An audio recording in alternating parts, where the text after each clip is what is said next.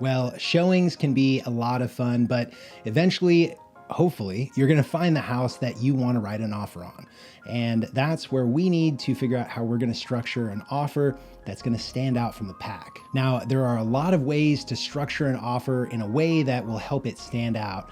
And I'm not gonna touch on all of them in this video, but I do wanna run through a couple. So a few of the things that an agent is gonna look for and talk to their seller about when they see an offer is what's the purchase price? They're going to ask what type of financing you're using, and they're going to look at the lender on the pre-approval letter. They'll also ask what your earnest money deposit is, what your termination fee is, the closing attorney that you choose, and they're also gonna wanna know who your agent is. And the reason is it's actually a fairly tight-knit community of real estate agents, at least the ones that are professional agents doing this regularly day in and day out. So when one agent sees another that they recognize or may be friends with, or at least acquaintances, they might be inclined to recommend the seller take that offer because they know how the transaction is going to be handled. They've worked with that agent before. But an agent should not, and definitely is not, the determining factor on whether or not your offer is accepted. Obviously, purchase price is going to play heavily into the seller's decision-making,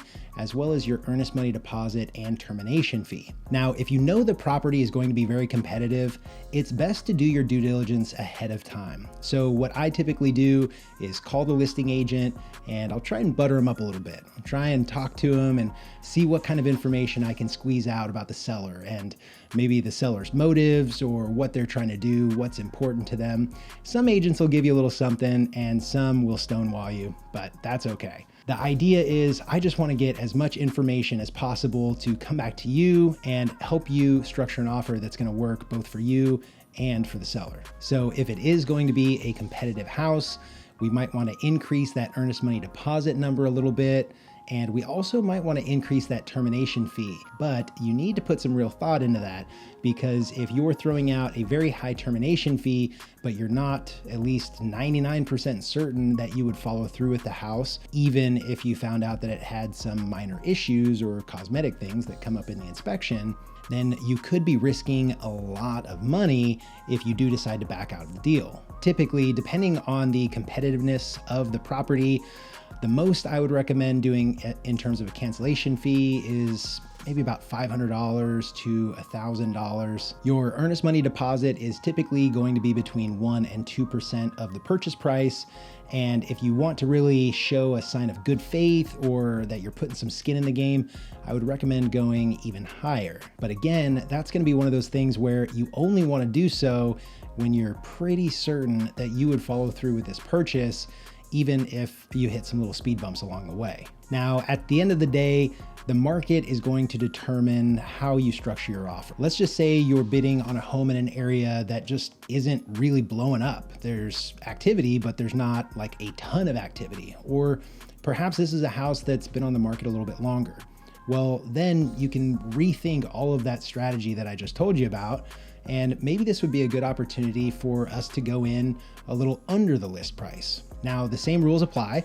I would still want to call up the listing agent and try and butter them up and get some information about the seller and their motives. But this would be a good opportunity for us to go in a little under list price and really offer the seller a smooth transaction. We really want to sell them on the idea that we're the buyer, you're the buyer, and we're gonna make this as seamless and as easy a transaction as possible. So, hey, we wanna come in at this price, but you tell us, what terms could we give you that may help you out on your end? Now, again, at the end of the day, this all depends on your unique circumstances, your unique situation. There are no two transactions that are ever the same or completely identical. So again, it's important to just know your market, know the neighborhood that you're purchasing in, be familiar with the comps, and surround yourself with a team that you trust to advise and guide you in the right direction.